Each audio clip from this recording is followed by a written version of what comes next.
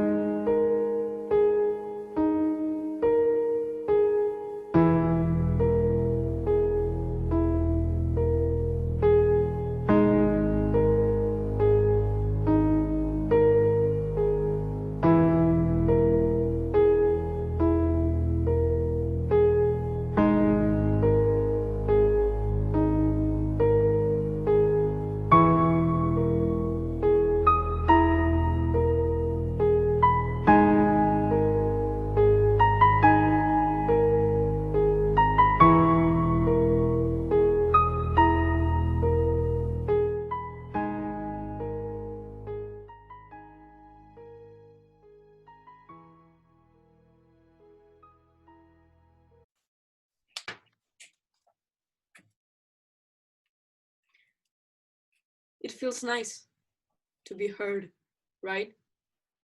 It feels nice to have someone listen to you and respect what you say, doesn't it? I'm sure it feels even nicer to walk on the streets without fear, to feel safe. Have you ever felt scared of not being enough? Of not meeting the standards other people set for you? What about being scared of not fitting the mold? It is at that moment when you doubt yourself, when you think, maybe I am, like the rest say, too different, and not in a good way. It must feel nice, looking at the mirror and liking what you see, being friends with it, with your reflection. Well, we wouldn't know.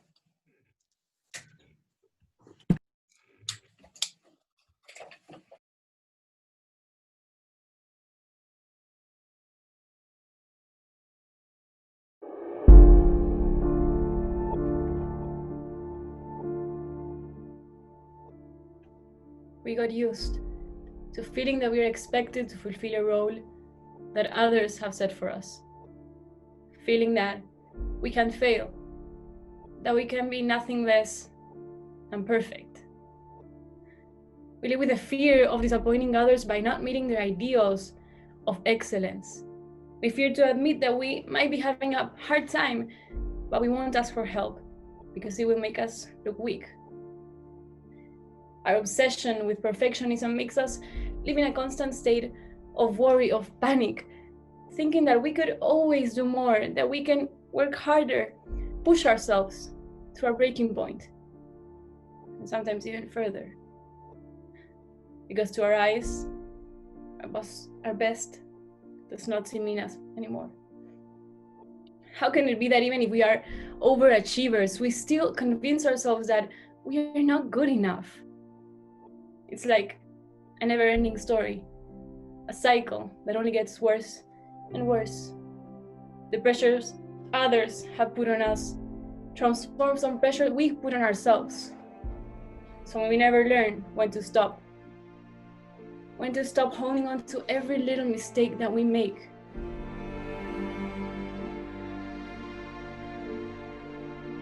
And start to let them go.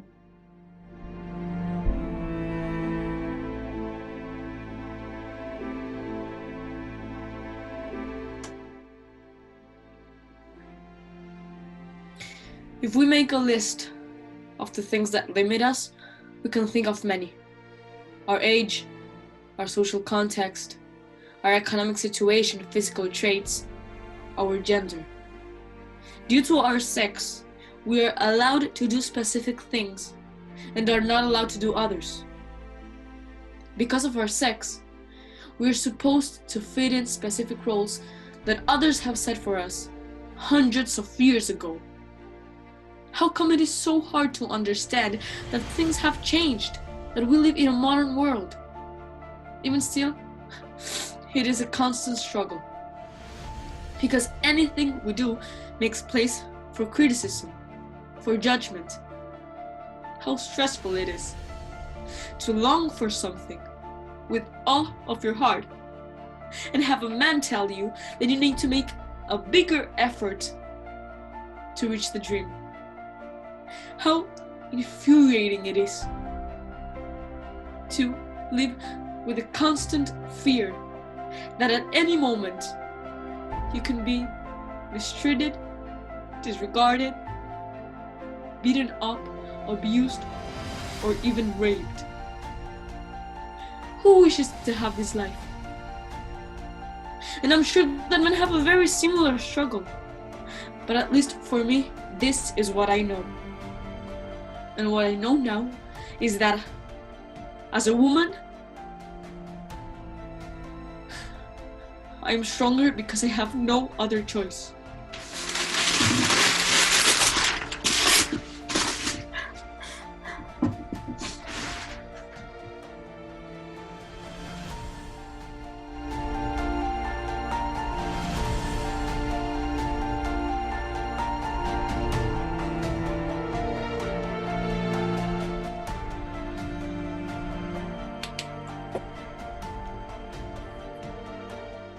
Many people believe our identities are based on what we show on social media. We post and create an utopian version of our lives far from reality. We develop self-doubt about everything we show and slowly begin to lose ourselves. And we feel pressured to exhibit our best versions and become so immersed in this alternate reality that we have created for ourselves that when we look in the mirror, we start to hate our reflection. Why can't we be as pretty as those girls who show on social media? Why can't we have the perfect body? So unfair. We forget to love ourselves because we are obsessed with comparing us to the rest. We forget that we don't need to satisfy others with the unreal images that we post on social media, because the only one who we should be pleasing is ourselves. We need to learn that our self-worth cannot be based on looks. It is so much more than that. A good heart, our values, being kind, being caring towards others, being real. That's what really matters. Social media makes us forget that we are humans, that we are more than just a body. We are a soul too.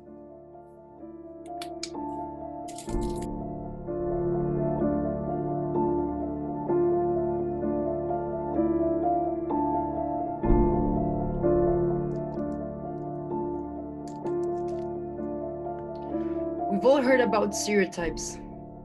The classic talk about fitting or not, being the typical man, the typical woman, being the typical teenager or the typical person. And we got used to hearing about the importance of challenging these stereotypes, overcoming them, and stop accepting the fact that the society constantly tells us who to be. But how many people do actually act against them? How many people are able to be their true slaves without being judged? Most of us are always worried about our looks, about what we say, about what other people think. It is a constant battle between what we want others to think and what we really want to be.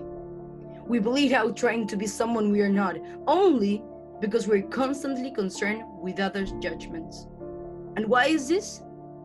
Because prejudice hurts, because we learn to live limited by other standards, because they prevent us from standing out, from being unique. A stereotype, by definition, is an overgeneralized belief about a particular group or class of people. A standardized mental picture. Do we really want that? An oversimplified image?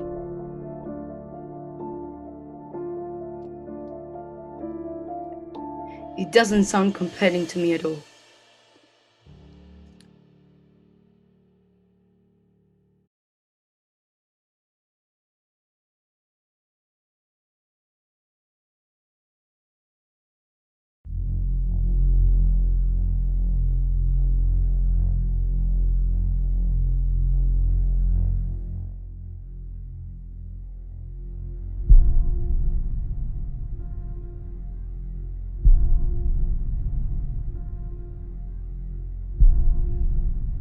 You're useless.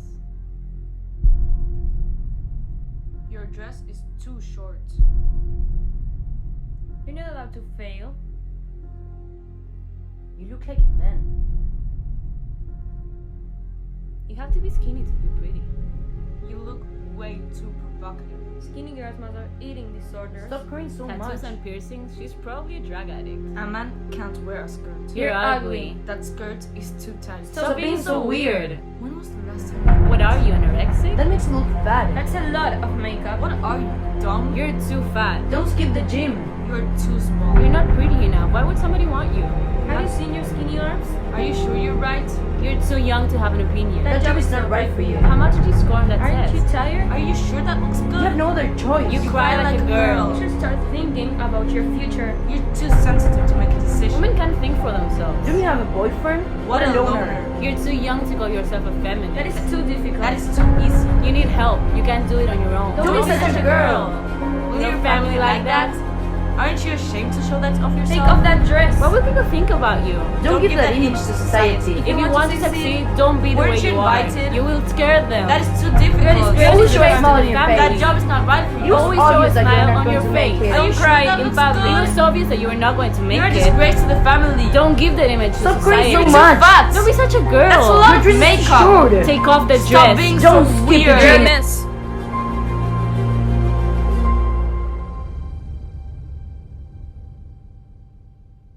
You're not good enough.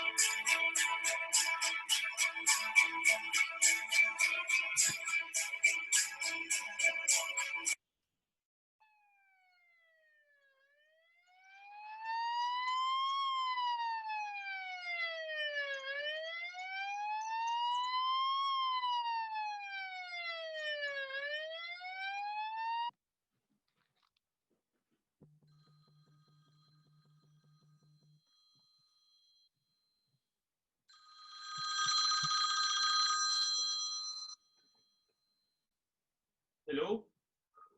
Hello, Julian. Yes, who is this? Hi, Julian. I'm the doctor. What's wrong? Well, there's something that I need to talk to you. Is everything Today, your father had an accident at work, What? and he's fighting here. We are fighting here in the hospital. Oh my god, no. No, this can't be happening. Yes, Julian. I think that you must come here to the hospital as soon as possible. Yes, I'll be there in a second. Thank you.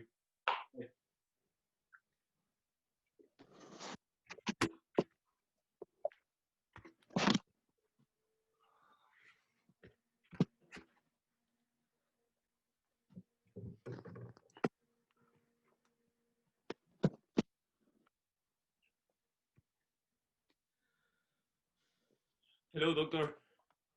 Hello, Julian. Well, your father had died an hour ago. No. He was a great man. No, you can't. He always told me that you must see your future, and it doesn't matter how it doesn't matter the economic status that you have, how much money you have. You must enjoy your future, enjoy your life. Thank you. I'm really sorry.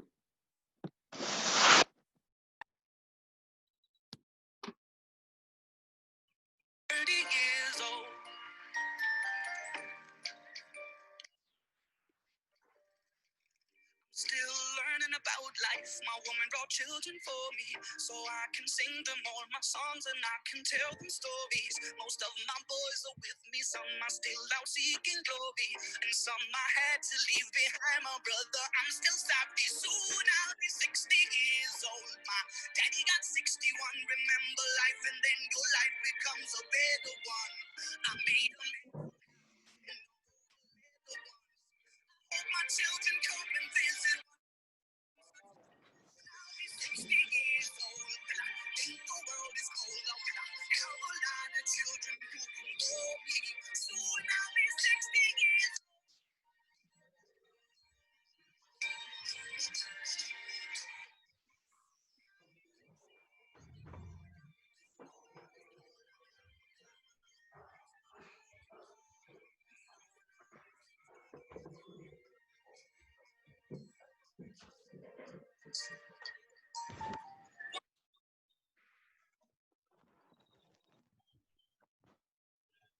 So you see, I told him that there was no way I get into that airplane because it was too late. It was in a hurry. Yes. Dad, come, it's urgent, please. Hang up. 1 second, John, please. Yes, tell me. Dad, see what Sarah's dad bought him? The red sneakers I told you about. What? What sneakers? Do you remember last night I was talking about some red sneakers I want to buy? Sarah bought them. Yes. Can you buy them for me, please? I remember, but the ones last night were really expensive. Don't you remember? No, well, they were not that expensive. Like Salazar could buy them. Like I don't believe that's like a problem or something. But think about everything you have. Are they really worth it? Come on, like what do I have? I don't have nothing. Like I asked you for my new phone, now for these shoes, then for the bedroom, and you never give me anything, Dad. You never buy me anything. Come on. But please, you have shirts and everything. Why you're saying But that? that's so old. I want new stuff. You never buy me anything, Dad. Like I don't know, like you don't like me or something. Like that I hate you. You're the worst. You never give me anything. Wait, there's clearly something you don't understand. Let me tell you something your grandfather taught me once. Well,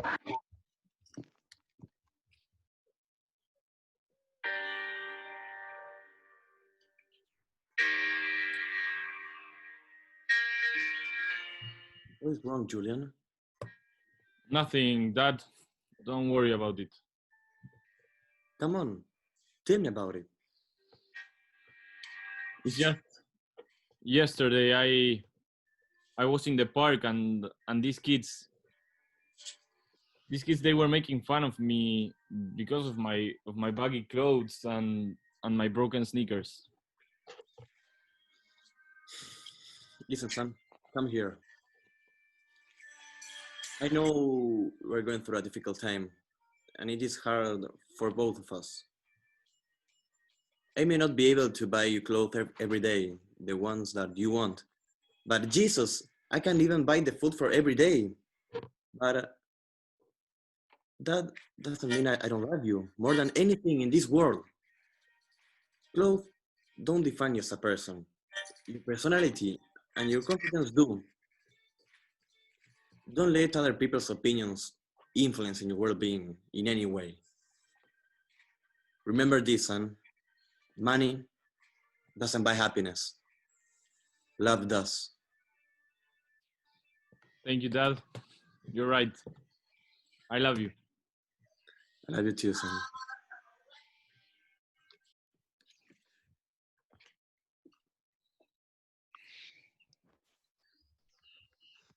well, I don't know what to say. Don't you understand now? Kind of, but like I don't get the point of this. Like I know everything, like what my grandfather said, but I don't get it. Like why? What's about it? Well, now that you understand it better, I'll explain it with my words. When I was a kid just like you, I thought that everything was about money. Looking good in front of others, and looking good alone. But then I grew up, and thanks for my father, I understood that money doesn't buy happiness. Love does. And love looks not with the eyes, but with the mind. And therefore, it winged Cupid painted blind. So please, don't hate me for not buying you the best sneakers, the best shirts, or what Salas dad gave him. So please understand me, and you'll understand that love, it's more than money. Like I guess I do understand now, but there's something that like you tell me, my grandfather told you, but I kind of don't understand this love thing. Like I always brought happiness through money, through the shoes where I like, my phone and stuff like that. But now knowing like love gives me the happiness, I start thinking like where do you, for example, where do you I give understand. have that love? Where do you take it from? This is for you, son. What? This is where I take love. What's that?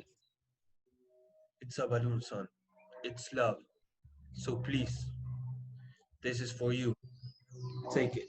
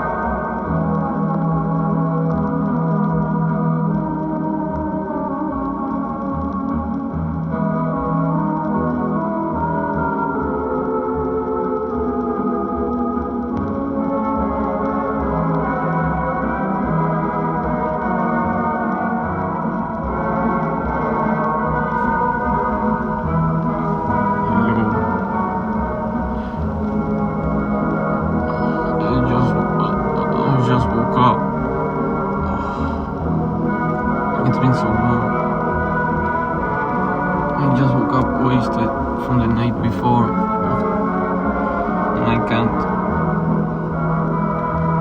I'm not eating. I can't afford it. Sooner or later, they are going to kick me out of this place, and I hate it here. Every day feels the same. It's been the same for 150 days. 150 days stuck here. I'm going insane. The only thing that keeps me going are the memories I have with you. Without them, I won't be here anyways. I'll call you tomorrow. Bye.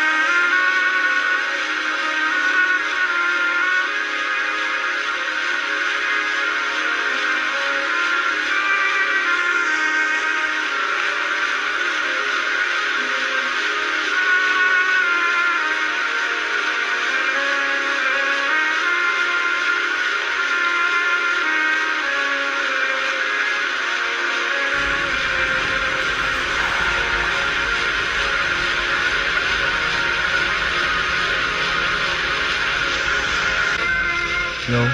Hi.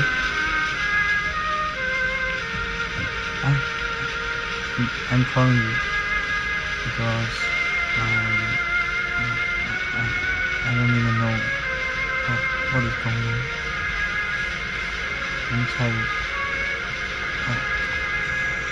I don't seem to understand. I don't know why I'm calling. Who are you? Who?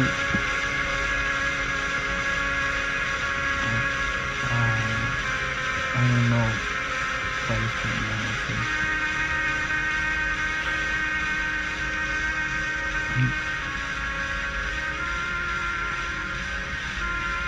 I'm starting to forget everything. I can't seem to find a way.